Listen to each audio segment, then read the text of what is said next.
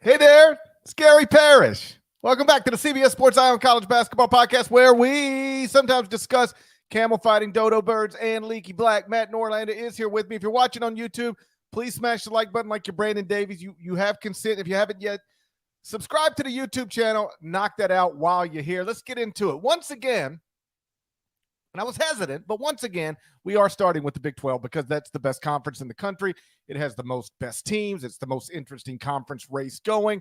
And we had notable developments in that league over the past couple of nights. On Monday night, Baylor beat Kansas. So now the Jayhawks are on a 3-game losing streak, just the fourth of Bill Self's career at Kansas. Then on Tuesday night, Iowa State beat Kansas State. Texas beat Oklahoma State. TCU beat Oklahoma. What that means is that we now have a 3-way tie for first in the Big 12 standings between Texas, Iowa State, and Kansas State. Those three schools are all 6-2 in the league. Kansas, TCU, Baylor, each one game back with 5-3 league marks. All 6 of those schools, again, Texas, Iowa State, Kansas, TCU, and Baylor, they're in the top 13 of my top 25 and one. Deadleg, how you sizing up the Big 12 race? How many conference wins, let's start here, is it going to take to get at least a share of the Big 12 title this season? Okay, I don't have the projections out right now. I assume you do. I'll guess. Okay, I'll guess, and I think Nada's got a poll up right now. So everyone watching, hello, smash it, and vote in that poll. I will. Nada, who did you have for the couple things? One, this poll, you have what? Kansas, K-State, Iowa State. Are those 3 teams in the poll right now? That is the 3 teams. I know the TCU fans are going to be upset that I didn't include them, but not yet. TCU is obviously on the board there. TCU will jump back almost definitely into my power rankings on Thursday. The record, I'll guess that it's going to be, 13-7 wins the Big 12 this season. Do you have those projections up in front of you?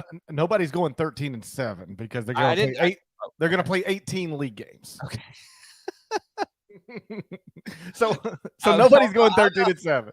That's good. How about, okay, so 7 in the loss count. How about 11-7? Is that the most likely outcome for projections right now? Ken Palm currently has it 12-6 as the co-champs, and it is projecting at this moment that the co-champs at 12-6 will be Texas and Iowa State, with Kansas State, Kansas, and TCU finishing 11-7, 1 game back. Those projections obviously change typically change after every new wave of results. So they could look different on Saturday night. But right now, Ken Palm projects that 12-6 will get you at least a share of the Big 12 title.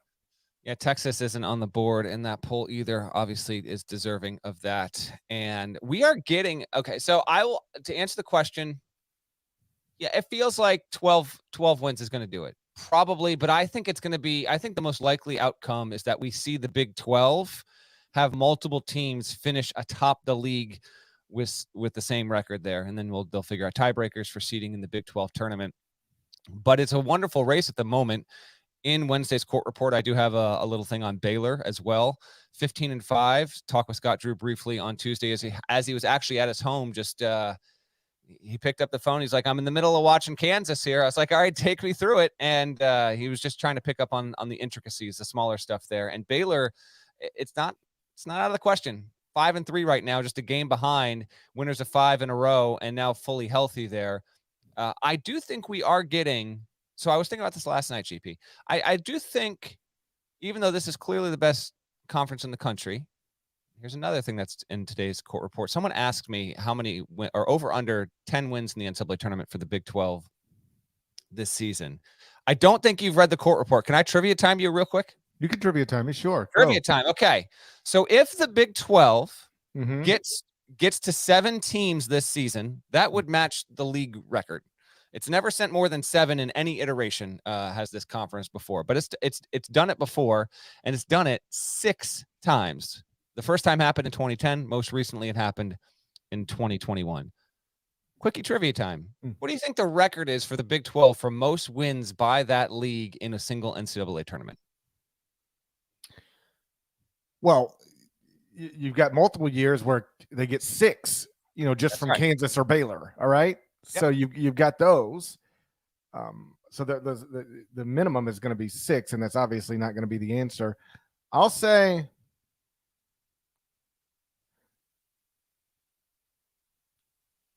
12. Ding, ding, ding. 12 is the exact answer. Happened in 2018. Good on you.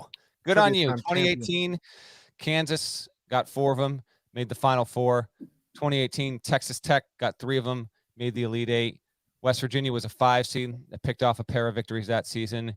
Kansas State was the 9 seed. Remember, it beat Kentucky to get to the Elite 8, so it got 3 more that season. TCU made the tournament but didn't get any wins that season. Texas and Oklahoma were 10 seeds. Texas got one, did not win a game in the NCAA tournament that season. Oklahoma didn't either. That was Trae Young's one and done season. But 12 is the record there. I was asked over under 10 this season, and in the mailbag portion of today's court report, I said exactly 10 because they've only beaten 10 twice, and that's Baylor winning the national championship and Kansas going to the Final Four. You got to get more than 10 wins. You probably got to get at least one team to the Final Four. Now, there's a decent chance of that this season because of how good the league is, but I do think that this 7 number is probably the threshold, Parrish, because we are getting a real split. Top 6, then the other 4. Right. Because right now, Texas Tech still hasn't won a game. Texas Tech isn't going to the tournament. West Virginia is not going to go to the tournament. 8 is the best case scenario, but Oklahoma State and Oklahoma right now, they're a pair of 11 and 9 teams. Oklahoma's got 2 league wins, and Oklahoma State has 3. Probably one of those 2 teams is going to probably get enough wins, I think, to where we look up and it's like they're going to Dayton. I think the Big 12 will send 7. But we have a clear delineation at this point with it being Iowa State, Texas, Kansas State, TCU, Kansas, and Baylor. And then the rest of the teams are a tier or 2 below that. I would say Kansas, it would still be my pick to win the league. We talked about this a couple shows ago. I'm just not gonna shift off of that just yet. I know it's a game behind. It's on a 3-game losing streak. It's got to play at Kentucky, but that's not going to count toward the league game, even if it loses there. But I think it would be my choice to be most likely to finish atop the standings, GP. But having said that, I would take Kansas along the likes of Iowa State, maybe Texas. I don't know. It's an awesome league with an awesome league race, and I'm thrilled to see it developing in this kind of way. I'm going to still stick with Kansas as a projected league champ just because, like, if you just said Kansas at any point, no matter the good or the bad, at any point over the past 19 seasons, you'll end up being right 16 of the 19 times. So I'm just going to play the numbers, right? Kansas, and until it gets to a point where it is quite clear somebody besides Kansas is going to win this league title, I'm going to assume Kansas is going to get at least a share of it. I do want to discuss their 3-game losing streak in just a second. First, before we do that, some more thoughts on just the top of the Big 12. To your question, I'll go over 10 NCAA tournament wins for the league because once you put Kansas State and Iowa State in the national championship game, you're guaranteed 11. Okay. You're guaranteed 11 right there. So the Kansas State Iowa State national championship game is going to guarantee one of those schools is going to get 6 wins. The other one's going to end the season with 5 tournament wins. So that's 11. And I'm just assuming, Baylor can get 1 or Kansas can get 1 or TCU can get 1 or Texas can get 1. Way over 10 for the Big 12 this season. Like I mentioned, I've got those 6 schools that we've discussed in the top 13 of the top 25 and 1. And the 3, I thought this was sort of interesting. The 3 that are currently tied for first in the standings, Texas, Iowa State, and Kansas State, sort of a common thread between those programs is that they've all got new staffs. I mean, Rodney Terry's in his first year as the interim coach, but even if it were still Chris Beard, that would be a second-year staff in Austin. TJ Otzelberger's staff is a second-year staff at Iowa State. Jerome Tang's staff is a year 1 staff at Kansas State. So all 3 schools are proving to varying degrees that it no longer has to take time to move a program to a better place. And I know that the place Jerome Tang started or the place TJ Otzelberger started is vastly different than the place the Texas staff started. But either way, these are 3 staffs that have been on campus, relatively speaking, very little time. And they flip these things into incredible products very quickly. the combination of an always full transfer portal with the one-time transfer waiver with name, image, and likeness opportunities have created a world where rebuilds can take months, not years. Now, that doesn't mean every new coach at every new school is going to flip a bad thing into a good thing overnight as quickly as it's been done at, let's just say, Iowa State and Kansas State. But it does mean it's possible. And it does at least suggest to me that some of the first-year and second-year coaches who are out there, begging fans or pleading with fans or just asking fans for patience and time. The truth is they're just not being as immediately impactful in their jobs as they perhaps could have been, or at the very least, as immediately impactful as some of their colleagues are being, most notably right now, TJ Otzelberger and Jerome Tang. You with me on this Iowa State train? Because I don't know if I want to let you on. Cyclones are a major problem, dude. They get a good win over a good Kansas State team on Tuesday. Jaron Holmes had 18 second half points. Just another really good. Like, the Big 12 is just the most reliable watch in the country, man. And Caleb Grill kind of gutted through a tough evening. Gabe Kalsher was good again, and Altenberg has been, what he's been able to do is just, it really is remarkable. Like, they've got, I don't have it in front of me, he's beaten like 8 ranked teams now in a year and a half or something like that. It's just, they are legitimately a national title contender, and this podcast is reporting that first. It's the Iowa State Bonnies. I know, that's also coming together, right? That's been a big development, specifically with Oshuni, because I remember talking to TJ about that in the preseason, and him saying he's going to be good for us, but don't hype him early because I know he's going to need time, and he has needed time. But there's a variety of reasons why they're making it work.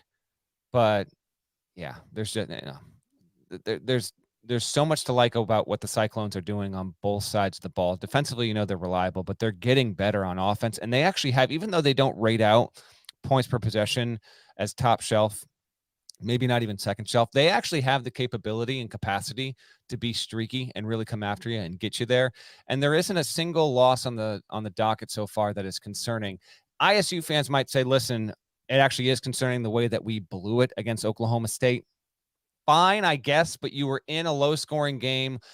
Oklahoma State desperate at home, also good defensively, is what it is. But you take a loss against Kansas only by 2. You lose against Iowa on the road. Not close, I get it. Connecticut, at the time, Connecticut was the best team in the country there. There have been some big gaps, but even I remember talking to TJ after they got beat by UConn in Portland, and it was just kind of a don't like it, but shrug it off. Still love what our team has got here. They went 2-1 in PK 85. I don't think most people are considering. They look at Iowa State competitive in a good conference and like, okay, that's a good team. They're going to the tournament. They made the Sweet 16. I'm telling you, they're good and they are good enough to make the Final Four. And maybe it's going to take folks a couple more weeks to come around to that. But between Oshuni's development, Holmes playing the way that he has as of late and being a good three-point shooter. Kalsher can shoot. Caleb Grill obviously can shoot. There is enough there. The question becomes whether or not, on the topic of the greater Big 12 GP, will the conference be benefited in March by all this play? Sometimes I think that gets a little overstated, but I do believe coaches, when they say once they get to the tournament, they're like, thank God I'm out of league play. Like, I just want to play anyone but these players and these coaches that I've been scheming against for the past 2+ months. I get all that, but the teams in this league are so good. I can't help but wonder if once they get to March and there is a change of pace, if some of them might wind up, stumbling and not getting the second weekend, because it's an absolute grind, man. You can easily say that Texas, ISU, Kansas, K-State, TCU, and Baylor, I think you can say this. I think they are all Final Four contenders. 6 teams. That's ridiculous. And I can't remember the last time a league had 6. Would you agree or disagree? All 6 Final Four contenders. I think you can make a case for any of them. Well, if you're in the top 13 of my rankings, you are by definition a Final Four contender, and I've got all 6 of those in the top 13. Like I wrote on Wednesday morning, I think any of the 6 can win the Big 12 title. Any of the 6 can still win the Big 12 title, and any of the 6 can make the Final Four. And I'm hesitant to say any of the 6 could actually win a national championship, but agreed. Maybe 3 of the 6 could win a national championship. And to answer your question, am I with you on Iowa State? I don't want to ruin it for the Cyclones. It's over. I don't want to ruin it. Every time I start trying to drive a train, I run it right off the tracks. It's anything, man. Nada informed me before you hopped on. Is it true or is it not true that mere hours before Kansas State played Iowa State, you went on a Kansas State podcast? And then what happened? It's true. Is it true or is it not true? I know we'll get to this, but since I'm rolling here,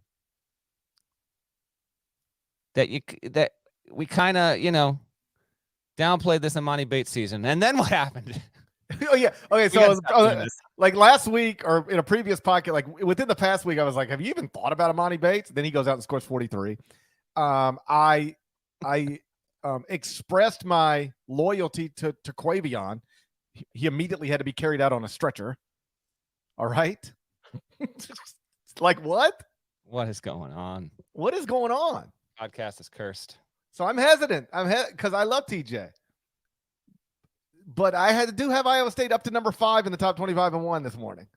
It's number 1 Purdue, number 2 Alabama, number 3 Texas, number 4 UCLA, number 5 Iowa State, and then Kansas State, just one spot below the team it lost to on Tuesday night. Real quick on Kansas. 3-game losing streak, only the 4th of Bill Self's time at KU. We are in year 20 of Bill Self at Kansas. And I am not that I still have Kansas in the top 10 of the top 25-1 on a 3-game losing streak. Because the resume is just, you can't find 10 resumes better. They still have, but you can find 10 teams playing better. Can you though? Can you? Are you sure? Are you sure? Because here's the deal. Playing better? 3-game losing streak. All 3 are the teams that I have in the top 15. 2 of them were on the road. 1 was in OT. I thought it was interesting that after the loss at Baylor, Bill said something along the lines of, there are times to have negative reactions with your team. In other words, there are times to like really freak out about your team and wonder, how good are we? Are we, is this thing slipping away from us? He's like, I don't think we're there right now. What I took from that was, by the time we get to the end of this, every Big 12 team is going to take a 3-game losing streak somewhere. Ooh. And I don't know if that's true, but I do believe it's possible. I don't know if it's actually true, but it's undeniably possible. And that's what happened to Kansas. Like getting smacked at home by TCU, obviously that is never supposed to happen. But nothing weird or about losing at Baylor or at Kansas State in competitive games. I guess this is my thing. Bill didn't seem too concerned. And like there are times where Bill has wondered publicly about what's going on with his team, what's going on with a certain player. Like he's not the type who shies away from questioning where his team is at any given moment. And he didn't seem to do that even after a 3rd straight loss. But this is interesting. So next up, as you pointed out, at Kentucky. So to avoid the first 4-game losing streak, that's right, of his career at Kansas, a career that now includes 20 seasons, Bill Self must this weekend beat the team that was preseason number 1 at KenPom in a true road environment. Where's that team now? I don't know. Where's Kentucky? I'm looking right now. Nobody, Kentucky is 29th in KenPom. Kansas is 10th. Kansas will be favored in that game. Let me bring this up. I bet you it is favored in that game on the road. I guess it's a 1-point projection here. Of course. No. Projected to lose. 1 point dog. Okay, there we go. He's a dog. I wonder. That'll be interesting, that line when that comes up. I wonder if Kansas will actually be a dog when that line pops. Probably because of the 3-game losing streak. Probably. So listen, if Kansas goes and loses to the team that lost to South Carolina, then we can have a new conversation about Kansas. How about this? I'll put it this way. A 4-game losing streak under these circumstances will concern me. You got to keep them in the top 10. The 3-game losing streak that they have right now doesn't really. I mean, they played 3 good teams, 2 of them on the road, and they've shot poorly from 3 in all 3 of those games. If you do that, if you play those three teams and shoot poorly from three in all three games, a lot of teams would go 0-3 in that stretch. Here's my last question for you. What's more likely, given the competition in this conference? What would you say is more likely? The Big 12's regular season ends, and at the top of the standings is one team or four teams with the same league record? Because I think it's four teams. I think it's more likely that we would have a four-way tie than one single team actually winds up separating from the crew. I'll say having one team, one win better than the rest of the league is more likely than having four tied. But if you drop that number down to three, I can see a three-way tie. Yep, pretty easily. I do think we're going to have co-champs. I don't think anybody's winning an outright Big 12 title this season. I think one is more likely than a four-way tie, but I think a co-champion situation is more likely than an outright champion situation. Let's move on. The Mountain West Conference, it's not the Big 12, but it is a good league with a compelling race and 5 possible NCAA tournament teams. We're going to spend a few minutes on the MWC next, but first a word from our partners. New Sunday. My son works across town at 3 Rock. Wait, isn't that a prison firefighting camp? Yeah, he's an inmate. Hellfire's coming to you! You run into fires like a superhero. I didn't think that I was worthy of wearing a CAL FIRE uniform. If you let me save your life, you'd be saving mine. Fire Country. Special episode Sunday after the AFC Championship game on CBS and streaming on Paramount+. Unless you look at the net ratings every single day, you might not know that the Mountain West Conference is the 5th best league in the country, according to the net. Better than the ACC, better than the Pac-12. Deadleg, do you agree with the net, or do you take issue? GP, did you read my power rankings last week? Yes or no? Come on, man.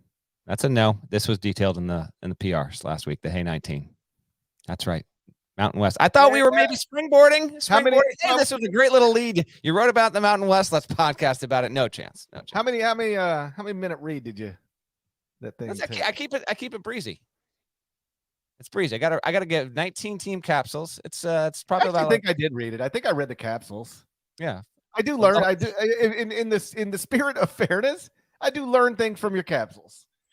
I kept it like I roll my eyes at your order of teams, but listen. But I do learn. I'm gonna have the same teams as you. But I do learn things in the capsules. I roll my eyes at your order of teams. If I were being honest with you, here's what I would say: subpar ranker of teams, great capsule writer.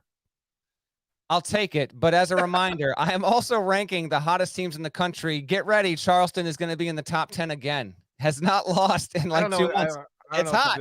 Charleston fans, if you're looking for your team to be ranked at cbssports.com, I'm your guy. That's all I can say. People keep asking, like every morning, somebody's like, where's Charleston? And I just, there's no way to even talk about them without sounding like I'm crapping on them. And I'm not crapping on them. I think they're obviously good. I'm so happy for Pat Kelsey. I simply don't think they have a resume that is worthy of being in the top 26 in the country. And if you'll acknowledge that the way I try to do these are more or less the same way a selection committee might look at things, well, then go look at where Jerry Palm has Charleston in his bracket. Go look at where any other bracketologist has Charleston in their bracket. It doesn't line up with the AP poll. The AP voters have Charleston way higher than most computers and way higher than most bracketologists. It's an amazing story. I just do not, given the way I do things, I don't think that's a resume that deserves to be ranked right now. But I take no issue with anybody ranking them because more than I'm tied to the way I do things, I'm happy for Pat and that program and that entire community. No, I'm being sincere. That comes from a sincere place. I do not think Charleston should be ranked right now. I love that Charleston is ranked right now so that it gets attention that everybody there seems to genuinely appreciate. Mountain West stuff. San Diego State, Nevada, Utah State, Boise State, New Mexico. 5 teams. The Mountain West is ranked 7th at KenPom, but 5th in the net, and is having another really good season because, as mentioned in last week's power rankings, you have San Jose State is above 500 in January for the first time ever as a Mountain West program. Air Force has been a sub 500 team for the majority of the past, 10, 15 years, above 500 right now. Really, the weird thing is that Wyoming, a team projected top 2 in this league, is 6-14 and 1-7. Wyoming's terrible. No one saw that coming, but we have had enough plot twists elsewhere where the Mountain West, it's a given what it did in the non-conference and where teams stand right now, it is a guarantee to get at least 3 teams into the tournament. 4 is on the table. 5 is a long shot, but you're going to have at least 3 there. Don't know which of those 3 is going to wind up being the 5 I mentioned at the top: San Diego State, Nevada, Boise State, New Mexico, Utah State. They're all top 50 at KenPom right now. The best of it is actually Boise State at 16-5. The Broncos just took a loss on the road Friday in OT at New Mexico, a good game in OT. There's actually been some controversy as well in this league as of late. Leon Rice, understandably so. Apparently, like, the New Mexico baseball team was physically intimidating the Boise State basketball team as it left the locker room at halftime, and apparently it got kind of heated back there. I don't know. Rice had a huge issue with it, understandably so. Thankfully enough, there wasn't a brawl, but he was not happy. Boise State goes on to lose. Then New Mexico and Patino gets pissed because they lose in another game that needed bonus time and free hoop on Monday night, a double OT affair on CBS Sports Network, in a loss against Nevada, in which Morris Udeze grabbed an offensive rebound and was being pestered. I don't know if he was truly fouled or not. I understand if you're a New Mexico fan, you don't even want to hear that. But he did, in an effort to be like, get the hell off of me, he swung his elbows. He was assessed a flagrant one that allowed Nevada to go to the line, get the ball, and that wound up being those points wound up being the actual final points of the game, and Nevada's 97-94 win. Whatever. Nevada wins. It's actually better for the Mountain West that Nevada wound up winning in terms of overall team resumes, but it's a good league with a good race, as you said at the top here, and it's another good season. But as I noted in last week's power rankings, GP, I'm eagerly going to follow this conference and these races and see these teams get into the tournament. I think from a national perspective, widespread college basketball fans across the country, it is going to come down to, like, you have to win games in the tournament. It went 0-4 last season, right. Sent 4 teams to the tournament, and it's going to run into the same problem here, GP. I'm not seeing an easy pathway to any of these teams getting a 5 seed or better. Maybe a 5, like if some team separates, but it's not. I don't think any of these Mountain West teams are going to put themselves in a position where when they get into the tournament, they're going to be favored in at least 2 games. They might be favored in their first round matchup because a couple of them are going to be single digit seeds and they might be on the 6, 7, or 8 line. That might happen there. But in order for this league to, I think, elevate in status and reputation, you're going to need at least 2 teams to win at least 1 game in the tournament. Last year, it was a quality year for the conference, but then a complete pratfall, and nobody wins a game in the tournament overall. But I am liking what I'm seeing here, and we've got a variety of teams certainly capable of doing it. I would register Nevada and New Mexico as the 2 surprises. San Diego State was a preseason favorite. Boise State is normally pretty good, maybe overplaying expectations slightly. And then Utah State was actually a bit of a metrics darling, and I did have them in my top 80 or 85 going into the preseason. So not a total shocker, but at 16-4, they're right there in the mix with the other 4. Like you mentioned last year, the league got 4 teams in the NCAA tournament, and those seeds were a 6, a 8, a 8, and a 12. And then Colorado State lost by 12 to Michigan. Boise State lost by 11 to Memphis. San Diego State lost by 3 in overtime to Creighton. Wyoming lost by 8 to Indiana. And that, so that became a story to some degree. The Mountain West Conference, did not perform well in the NCAA tournament. Were those teams ever as good as we thought they were, as some of the computers suggested they were? Fair question, I guess. And the league's going to run into that again unless they have success in the NCAA tournament. For what it's worth, though, right now, I've got Boise State at number 24 in my top 25 and 1, San Diego State at number 25. And then after that, I've got Memphis at 26. I would have Rutgers at 27. And then I would have Nevada at 28 and New Mexico at 29. So I got 4 Mountain West Conference teams in my top 30 right now. And, I don't know if the league's actually better than the ACC or the Pac-12, like the Nets suggest, but it's a quality league, no question, and one that rates clearly better. Like, at worst, it's the 7th best league. At best, it's probably the 5th. At worst, it's the 7th, and clearly better than everybody else below it. The top 7 being, in some order, the Power 5 plus the Big East plus the Mountain West, plus the Mountain West Conference. KenPom, by the way, has 5 Mountain West Conference teams in the top 50. It has 6 ACC, but only 4 Pac-12. So, looking at it from that perspective, the Mountain West Conference falls right in between the ACC and the Pac-12. The Boise State's another interesting one. I remember this last year becoming a thing, and then they lost, and so it's still a thing. Boise State's been in the NCAA tournament 8 times, never won a game. 0-8 all time. Is it okay? I wasn't sure if it was 0-8 or if it had never made the second round because it had won like a first 4 game. Literally has never won an NCAA tournament game. So that's the type of bullet point that gets connected to your program that, like, you just want to win a game. Like, hey, you know what? Put me in the first 4 so I can win a game.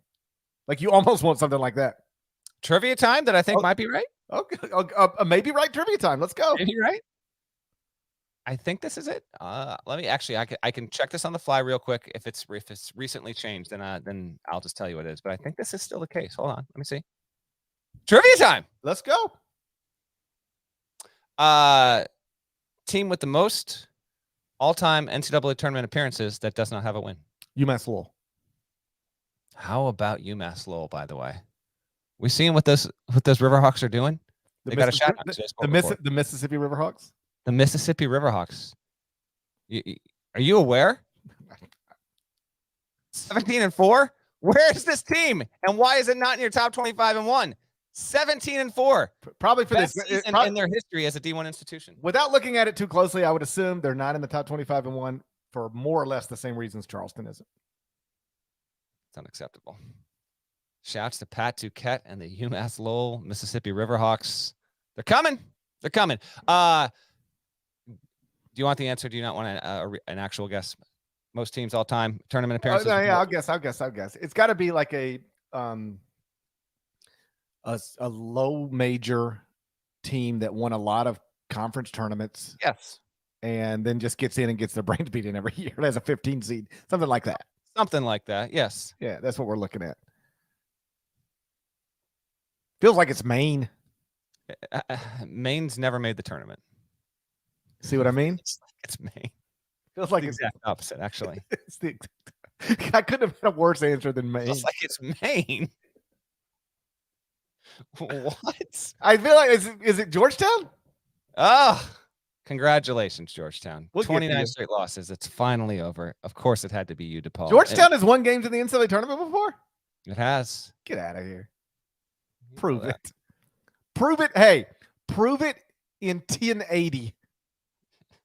I bet you can't prove it in 1080. Show me a Georgetown tournament win in 1080. I bet you can't. I don't think has happened. But in the standard definition era, you best believe. Killing it.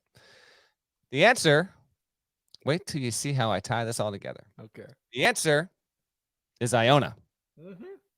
Iona, I think it's somewhere around like 15 or 16 appearances all time without a tournament win. That's a probably right trivia question. I'm pretty sure that's the answer. Someone feel free to fact check me in real time on the pod or find me afterward when you're listening on your phone. Iona coached by none other than Rick Pitino. I've heard of him. Rick Pitino. Trivia time. Okay. Rick Pitino. Yeah. is one of 3 coaches to take 5 schools to the NCAA tournament. Mm-hmm. Steve Alford can become the 4th coach to do that if he takes Nevada out of the Mountain West to the tournament this season. Okay. Who are the other 3? No, there are 2. There's Alford 2 would be one of the other 3 if Nevada goes there. Patino's that. Who are the other 2? Lon Kruger. Correct. Kruger did it with K-State, Florida, Illinois, UNLV, and the Oklahoma Sooners. My apologies. I got a coach call me for some reason. I don't even know why, but I sent that right to voicemail. Did you hear that? Did you hear that phone ring? Yeah, we could definitely hear that. Right, here we go. That's why you have to you have to turn your phone on silence. Yeah. First rule of podcasting. I know. Sorry about that. Should I call the coach out? No. Okay. I won't. Is it Tubby Smith? Tubby Smith did not just call me. No, I didn't assume Tubby Smith called you. Is Tubby Smith gone to? Tubby Smith is the other coach. Yes. Yeah, I thought so. Yeah, Lon Tubby Kruger, Tubby Smith. Smith, Rick Pitino, and maybe Steve Alfredson. And maybe Tubby took I would Tulsa, predict Steve Georgia, Alfredson, Kentucky, Minnesota, Texas Tech. Mm-hmm. Tubby could have done it with 6. He just never got Memphis there. Tubby would have stood alone. Yeah, you don't have to tell me. I know. Anyway, so those are some trivia times and some your Mountain West corner here. I'm gonna say agree or disagree. 3 teams to the tournament. 4. 4? Yeah. 4 is possible. Yeah. 5. Like Jerry Palm, I think in his most recent bracket had 5. I'll go 4. I think somebody will fall off. Someone's gonna fall. 5 is asking too much. And there'll be a 5 or a 6 in there. There'll be a 7. 2 of them will probably be in 8-9 games, and 1 will probably go to Dayton if they get 4. Something like that. Yeah. If they get 5, 1 will be in Dayton. I would definitely agree with that. If they get 5, that's an outrageous accomplishment for that league. But yeah, 5 means 1's going to Dayton. All right. Before we look ahead of the next couple of nights, some other notable results / developments from the past 2 days. Georgetown finally won a Big East game, beat DePaul, snapped a 29-game losing streak in Big East games. So, sincerely, congrats to Georgetown. It doesn't change the trajectory of anything. It doesn't impact Patrick Ewing's future in any way whatsoever. I can't imagine. But it's nice to now people will stop saying that, right? Georgetown hadn't won a Big East game since Georgetown's lost X amount of consecutive Big East. That's over. And so that's a good thing. Emoni Bates got 43 points in a loss, scored 29 straight at one point. It was like he was I actually think the cameras caught him saying FUGP. I think that was after he hit his 20th and 21st point. Yeah. First off, I don't think you should ever score 29 straight points in a basketball game. All right? I don't care who you are. I don't think that's appropriate. You know what? That actually, unless your name is Wilt Chamberlain, probably true. Yeah, I don't believe it's appropriate for any human to score 29 consecutive points in a game, but that is what Emoni Bates did on Tuesday night. Ohio State has now dropped to 3-6 in the Big Ten. That's not great. You got him going to the tournament, though, right? No. We have a dribble handoff coming later Wednesday. This is another example of it, right? Hey, this is why we changed the days. Is exactly right. Dribble handoff coming Wednesday, and it's pick a team that's not currently in Jerry Palm's bracket that you think will ultimately make the NCAA tournament. I couldn't get in that slack quick enough. I was like, give me Ohio State. And then about halftime of Ohio State, Illinois, I was like, you know what? I'm done with Ohio State. I've ruined Ohio State. Give me Texas A&M. You don't understand, folks. This is another team. The second he takes them, it's a conspiracy. Every single time Gary Parrish wants to gas up a team, he kills their season. The podcast and his powers continue to extend. What is going on? If you're a Chiefs fan, why wouldn't you pay me to publicly come out and say, I think the Bengals are winning the Super Bowl?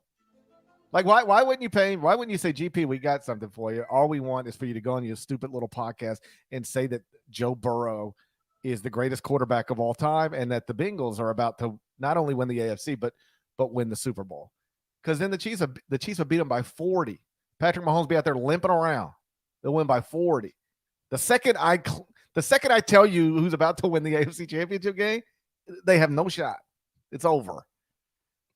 Tariq Whitehead, I ain't said nothing about him. Just for the record, I never even said a word about him. Suffered an injury, lower leg injury, and Duke's lost at Virginia Tech. I don't think we have an official diagnosis yet, but we can agree it didn't look good. Any thoughts on those things from the past 2 nights or anything else we haven't discussed from the past couple nights? Bates played a good game. I did see Adam Zagoria, your former travel roommate, I believe, some years back, tweeted out that there's some scouts who want to put him back in the first round. I'm not going there. I understand Toledo's a solid MAC team, 29 in a row. I don't know, but good. Listen, good on Bates. By the way, Eastern Michigan lost the game. So, what do you want from me on that? I just checked. There's no word yet from Duke. I do think we are going to get an update on Whitehead before Wednesday is done. Indications, these are just indications, are that it is not as bad as initially feared. Now, I'm not going to outright directly report that because if Duke announces in 7 minutes, he's torn his Achilles, then we already know what's going on here. Okay, so I'm not going that long. I'm not going all the way. Let me be clear. Like, we have no diagnosis yet. That is what it looked like. Yeah. We hope that it's not that. But well, do you want to reverse this? Do you want to say Okay, what do I need to say to make Dariq Whitehead great? All right, so I need you to declare that Dariq Whitehead is going to miss the rest of the season with a torn Achilles in order to avoid Dariq Whitehead to miss the season. Okay, I'm gonna take it a step further. Okay, you ready? Yeah. Okay, here I go. I'm just scared Dariq Whitehead might never walk again. That should do it. Clean MRI. That should do it. And you are a doctor, so. I am a doctor. I've been one for years on the podcast. I'm a podcast doctor. No, in all seriousness, we hope it's not. I hope what you heard is the truth, which is it's not as bad as it looked, because it looked bad. It looked exactly when we were all watching that. We all thought the same thing. I mean, I thought and hoped it was just an ankle sprain, but yeah, sure. I think we'll get news on that. They need him. Duke is also in this week's court report. I actually think Duke can play this spoiler role here. Now, Duke is never, ever, ever going to be the underdog, but because it's had such an up and down season with injuries and it's not likely to win the ACC, I think it could, provided that Whitehead is able to return at some point in February, if not sooner, I think they can ideally pull it together and maybe become something of a nuisance in the ACC. And at this point, the country's going to get behind the plucky Blue Devils? And they won't get behind them, but that doesn't mean they can't play spoiler. Even if folks won't get behind them, Duke right now has lost 3 of its past 6 games, 4 of its past 8, sits at 5-4 in the ACC, and goes to McCamish on Saturday to play Georgia Tech. I was asked yesterday, like, hey, so what's wrong with Duke? Preseason top 10 team, and it's not going so well. And I'll ask you this question, because this is sort of the way I presented it. What if I would have told you in the preseason that, okay, really the only meaningful player they brought back was Jeremy Roach, and he's going to miss time because of a toe thing. What was it, a foot thing or a toe thing, whatever it was? Yeah, it was toe. Okay, yeah, toe thing. Okay, so the only meaningful player they brought back, Jeremy Roach, and he's going to miss time with a toe thing. Their number 1 recruit, Derek Lively, is going to give them basically nothing, and Dariq Whitehead is going to have a preseason injury, and then in late January suffer another injury. Whoa, what do we think Duke's going to be? You'd be like, I don't know. That doesn't sound like it's going to be very good.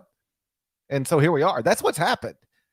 They 2 of this whole Duke hype thing was tied to, they are bringing in not only the number 1 class in America, but 3 of the top 4. I think it was 3 of the top 4 prospects in America.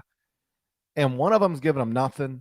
Other one had a preseason injury and an in-season injury, and Cal Filipowski's been largely terrific. But like that, when you are relying on a top-ranked recruiting class to make you good, and 2 of the top 3 recruits either are injured or not good, well, then you're up against it. That's hard. That would be hard for Mike Krzyzewski. That would be hard for John Calipari. It's obviously been difficult for John Shire, but I think it'd be difficult for anybody.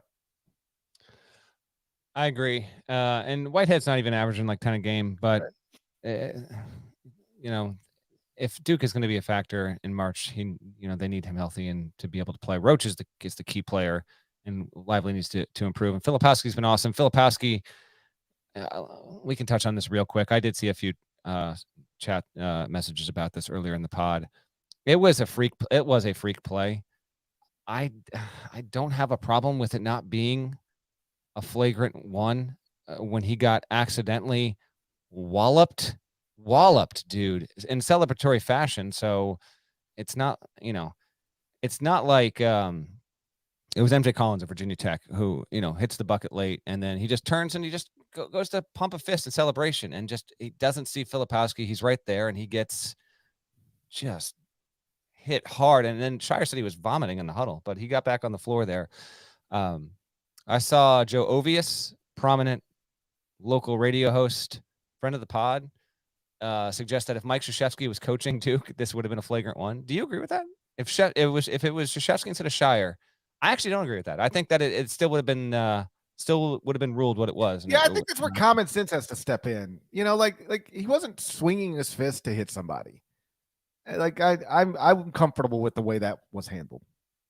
I am too. Like I don't like seeing it, and it sucks. But I don't know. The intent wasn't there, and it was a freak accident. I don't know. I don't have a problem with it not being a flagrant one. But I know Duke fans were up in arms about it. And understandably so. You like your team, and no one wants to see. I mean, at that point though, I tweeted about it in real time.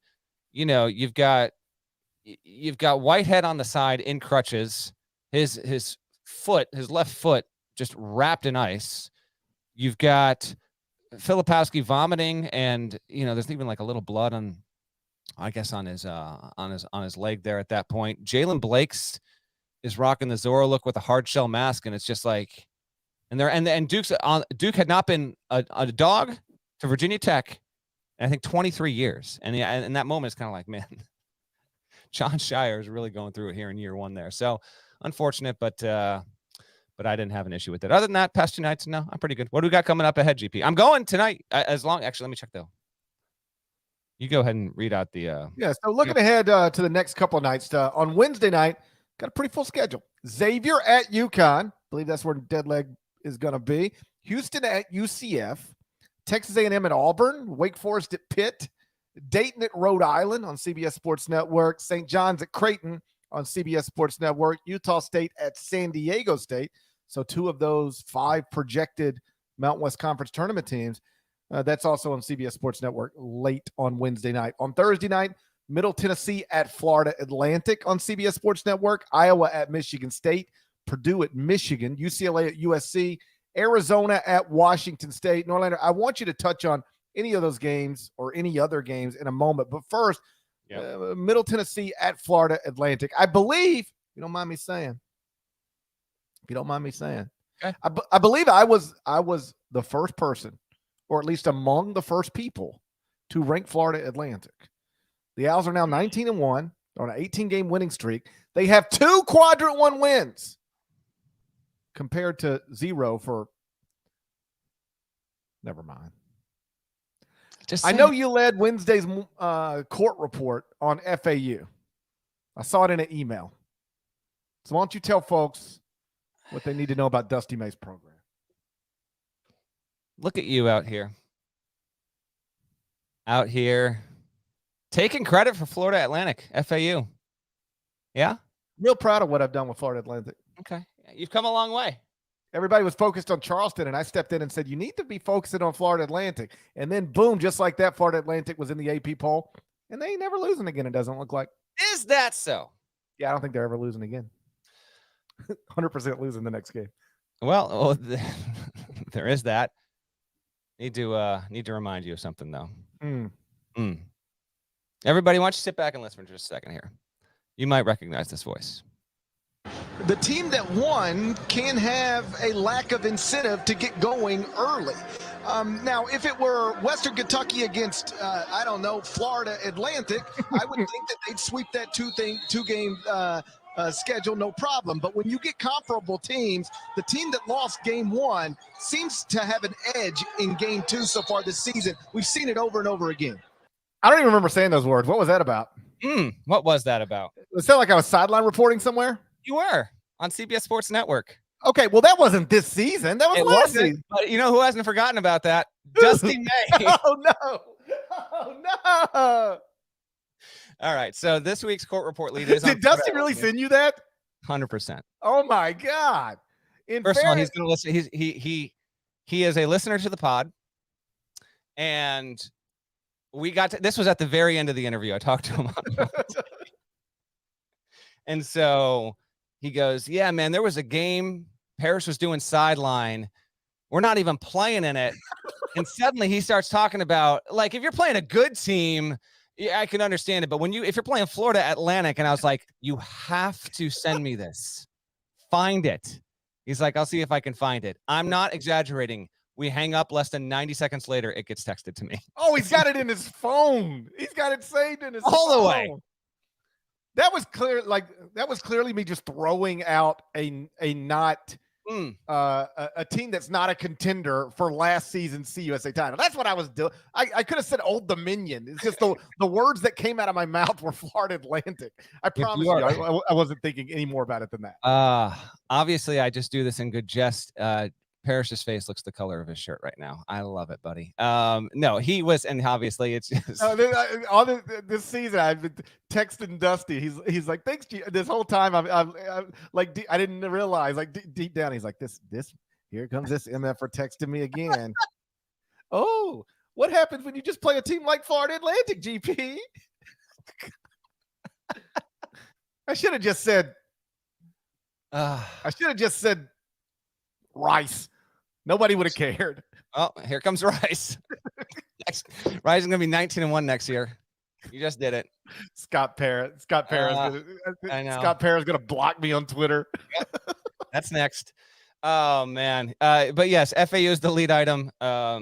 And it's as the title indicates, it's not just that they are a good mid-major team. They genuinely a very, very good team and might wind up being too good to be labeled a Cinderella, because there's a chance that this team winds up getting something like Murray State under, promo like a decade ago. Maybe it gets to the tournament 2 or 3 losses. And if it does that, it's not going to be in the 8-9 game. Like, it'll probably be a 5, 6, or 7 seed if that's the case there. They've got a pretty awesome thing rolling down there. And I couldn't help but chuckle when I was looking. I was like, okay, how'd this whole thing start? Here's the thing. Like, Florida Atlantic has only been playing basketball since 1988, which is, it's hell. I've been playing basketball longer than Florida Atlantic. Exactly. Think about that. Crazy. And the facts of that, I'm more experienced at basketball than Florida Atlantic. Another thing for Dusty May's phone roll right there. So the fact that this program is in its 5th season under Dusty May, its 5th winning season, that accounts for half of the program's all-time seasons above 500. It's outrageous. So it is just an unlikely story, but an incredible story. They're legitimately good. And I don't want to spoil the whole thing, but yeah, they are a team that you shouldn't just consider, and they're almost certainly going to take a loss or 2 here. So that's going to come, but they have a 3-game lead in Conference USA. But it's not just, do I want to take this team to win a game? Like, they're absolutely capable of making the second weekend there. They don't really have a star. They got, 4 or 5 guys averaging. They got a Florida State situation going on, averaging between 9.5 and 12.5 points a game. They shoot well from 3. And 8 of the 9 core guys on this team were on the roster last season, which is a major, major factor. And it's even more surprising considering that they went like 3-6 down the stretch. They gave away some games, but it is a testament. Like, they didn't lose guys to the portal, and Dusty said he was a little bit nervous about that. So if you have not seen FAU play yet, they are a good watch, and they are a really good team. They're just coming off of 4 wins out of 5 on the road. Next 2 are at home. So at 19-1, they are likely to get to at least 21-1, and they keep climbing. They're in the polls again this week. They were ranked last week and this week. Those are the only 2 weeks this program's ever been ranked, and it is a rare case where right now, and we get this, a couple teams each year. It's why I love the sport. Florida Atlantic is having its best season ever as a program. We can't say that right now about Houston. We can't say it about Tennessee. We can't say it about UCLA. Can't say it about UConn. It might wind up being true about Purdue, but we can't definitively say that about Purdue just yet. We can say that about Florida Atlantic. That school, that program, that area, that community is going through its best season ever as a basketball program. It's one of the best stories. And yes, it leads this week's court report. Any other thoughts? Any other reasons you want to crap on Dusty May and the Owls? I would just like to reiterate that I was the first person to rank Florida Atlantic this season. Everybody else was focused on another mid-major team, and I said, this is the one. If you're looking for mid-majors with awesome records, the place to look's Florida Atlantic. They got 2 Quad-1 wins. Don't make me play the clip again. Oh, what is that? You don't know. You weren't ready. You weren't ready. I got to work on my Cyclone impression and an Owl impression. I got to work on an Owl. An Owl should be pretty easy. I want to perfect it. I want to perfect it before I perform it, but I got to work on an Owl impression to go with my Cyclone impression. I might have a impression before this is over of an Owl in a Cyclone. I think that's what the people want. This is my impression of an Owl inside of a Cyclone. I'm not going to do it right now. I'm going to work on it the rest of the week. I'll have it ready. Yeah, I'll have it ready by the time we need it. I'll have it ready by the time we need it. I will be at Xavier, UConn. Weather's going to turn my way. The previous forecast was that it might be like 7-8 straight hours of snow up here in Connecticut. That has changed to rain. So road should be okay. And I plan on heading up there. 6:30 tip on Wednesday. UConn is looking to win 2 games in a row for the first time in 2023, the year of our Lord. Has just 2 wins so far since we flipped to January. Sounds like they could use a game against Rice, if you know what I mean.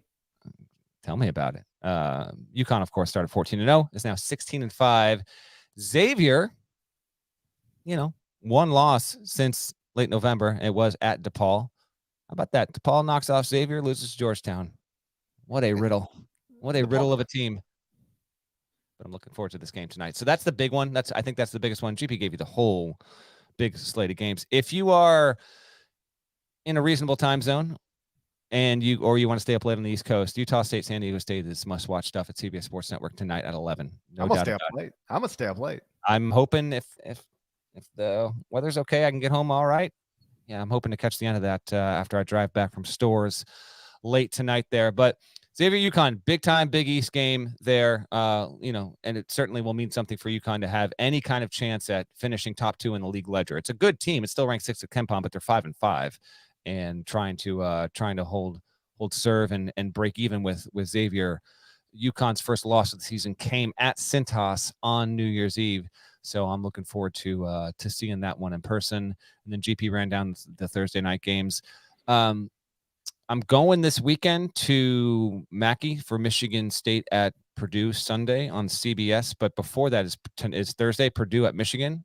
We'll see if the Boilermakers can keep that similar to or identical to Florida Atlantic, 19-1 team right now. That's tough. That's going to be tough. They'll have to play well to win. Against Michigan? Yeah, at Michigan. Will they? Will they? Michigan's 11-8. Like kind of sneaky, just mediocre team so far. Like this is a game Michigan doesn't have an NCAA tournament resume now. It needs to win this game.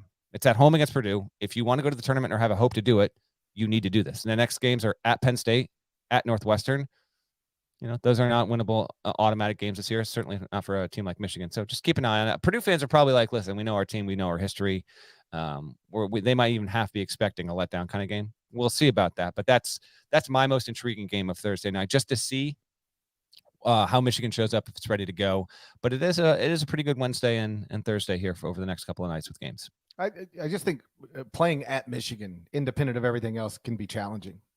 KenPom's got it projected as a 5-point Purdue win, and that suggests that you will. Let's just take what I said literally. They'll have to play well to win. I suspect they'll have to play well to win there. And oh, by the way, remember when I discovered Jett Howard and told you he would look like a lottery pick? Guess who now is showing up as lottery picks in mock drafts? Yeah. I was there with you. The only 2 things I've been right about this whole year is Florida Atlantic and Jett Howard. This year being the key. Jett Howard. Someone's asking, is Jett Howard playing? So did you just take him out of the game? Actually, was he? I don't know. I don't have the answer to that right now. But keep an eye. I would think he is. I don't know. He hasn't missed a game yet this season. But it was just asked in the chat, so you never know. There might be something we might not be aware of in real time on the pod. You ready to get out of here? I got to go do a dribble handoff and ruin Texas A&M season. I'm going to tell you how Texas A&M is about to go from outside of Jerry Palm's bracket to making the NCAA tournament for the first time under Bus Williams. And then just watch. Texas A&M plays at Auburn tonight, so we'll see how that goes. Done. Yeah, you're done. Yeah, you're done. I should pick another team, given that. I mean, even if what I'm saying is true about Texas A&M, they're probably going to lose tonight. They're an underdog tonight. Maybe. Yeah, Auburn's playing for a spot in the power rankings on Thursday. A win there and they're in. Loss, you're done. Shouts to Devin Downey. Shouts to Chester, South Carolina. Shouts to Huck. Shouts to Larnell. Thank you guys once again for listening to the Allen College Basketball Podcast. If you're not subscribed, please go subscribe. Anyway, you Jett Howard's status is uncertain. Shadiest, a very common commentator, said he was injured last game. How are you not aware of this? I just wasn't, man. I'm not going to fake it. They played Minnesota Sunday night, and if you didn't catch it, Houston lost to Temple, and I had to re-record the intro to the podcast. That's how I missed it. Yeah, we're gonna have to be. Yeah, that Houston thing was I don't know what our Sunday podcast. This is what we'll do with this Friday, but like I'm going to be at Purdue. I don't even know if I'm going to be on the podcast, but we can't do this to ourselves anymore. No, we can't do it to ourselves. Let's see what Sunday's schedule looks like. Let's see what time we can. You guys can't do it to really me anymore. Please, me. Think of me on this one now. Keep in mind, I didn't even care. Norlander suggested recording. I didn't even care. I didn't even care. I know. Oh boy, this Sunday's beautiful. No, I literally might not be in position to record. I'm doing Providence, Villanova at noon Eastern. Michigan State at Purdue at 12:15 Eastern. And no more ranked teams are playing the rest of the day. Yeah, but this might be a Cobb or Booner special because I'm conducting interviews after that game for a good while, so I might not be around. Hey, we'll figure. Hey, we got plenty of time to figure that out. All right. Yeah, that's true. We got plenty of time to figure that out. Over at Apple Podcast, 5 stars, nice review. Type some words. There's more of us than there are of them. That's undeniable at this point. Subscribe to the YouTube channel. Do what you got to do to the like button. And we're going to talk to you again on Friday when we look forward to another unbelievable weekend of college basketball. Till then, take care.